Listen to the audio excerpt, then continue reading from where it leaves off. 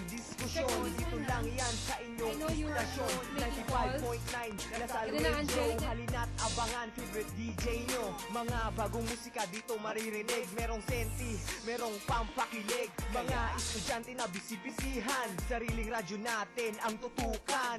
Basta balita, dito ka. Basta musika, dito ka. Basta public affairs, dito ka. Basta entertain, dito ka. Soundtrick Productions. Soundtrick. The best hits on our beats. Purchase now. Mga programang swak sa panlasa, parang kape na nasa tasa. Mga kapwa na salyano, Green FM, basta radyo. Sigurado, di ka talo. Bakit kamo? Kasi halo mga programs pre. Walang radyo, sa net pwede. Naka-livestream, sa Ustream. Kaya Uscream, kain ice cream. Habang nakikinig ka dito, parang kinikilig ka isang pinto. Kasi matutuwa at matutuwa, makakakuha ng balita at impormasyon sa ating nasyon, pati na rin sa ating institusyon. Basta balita, dito ka. Basta musika, dito ka. Basta public affairs, dito ka. Basta entertain, dito ka.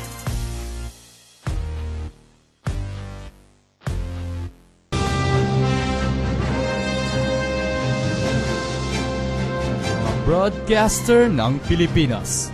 Ito ang 95.9 Green FM sa programang Balitang Radyo. Philippine Standard Time, 2:36 p.m. Kayo'y nakikinig dito sa naungunang programa sa radyo. Ako ang inyong lingkod, Regine Bensiang. Sa ulo ng mga nagbabagang balita.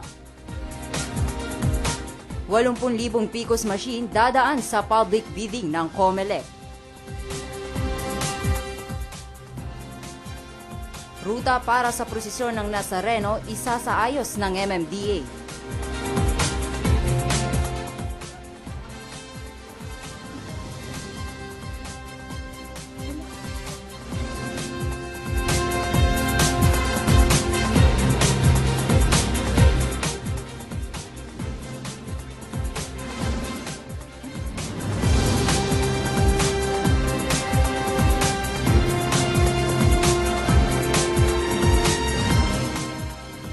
Para masigurong transparency ng 80,000 PCOS machine, kinakailangan idaan ito mga sa public bidding ng COMELEC. Ayon kay COMELEC Commissioner Liwi Gia, hindi lang makatutulong ang transparency sa pagsasaayos ng PCOS machine, makatutulong din ito na makuha ang tiwala ng publiko. Matatandaan naman noong ika-23 ng Disyembre, nagdesisyon ng COMELEC na magsagawa ang Smartmatic ng diagnostic services sa mga PCOS machine na nagkakahalaga ng 300 milyong piso. Samantala naniniwala naman si Gia na malaking halaga na ang 300 milyong piso para maging handa ang Smartmatic. Samantala para sa nalalapit na prosesyon ng Nazareno, isasara ng Metropolitan Development Authority o MMDA ang ilang ruta ng mga sasakyan upang maiwasan ang mabigat na trapiko. Live nga dyan sa Quirino Grandstand, narito si Rika. Rika? MMDA ang ilang mga ruta ng mga sasakyan para sa prosesyon ng Nazareno sa Biyernes. Simula sa Webes ay isasara ng daan patungong Katigdag Drive at South Drive, samantalang sa Biyernes naman ay isasara ng daan ng MacArthur Bridge, Jones Bridge, Quezon Bridge at Rojas Boulevard. Regine? Rika, matanong ko lang nabanggit mo na isasara nga yung ruta dyan sa Maynila. Paano naman yung mga drivers? Meron bang nabanggit ang MMDA na pwedeng daanan? Regine, meron din sa mga papunta o pupunta sa Mapua, inaabisuhan sila ng MMDA na pansamantalang dumaan muna sa Espanya para mas mapabilis nga yung kanilang biyahe sa kanilang destinasyon. Samantalang para naman sa mga jeep na papunta sa Pier South, kailangan pa nilang lumiko sa Recto tapos dire-diretso sa Arten at patungong Delpan Bridge para marating nila o makarating sila sa kanilang pupuntahan. Regine, balik sa'yo. Salamat, Rika. Sa susunod na pasada ng mga balita, isang police officer kabilang sa mga napatay sa malagim na Paris terror attack. San Mig Super Coffee lalaban para sa Grand Slam. Magbabalik ang Balitang Radyo.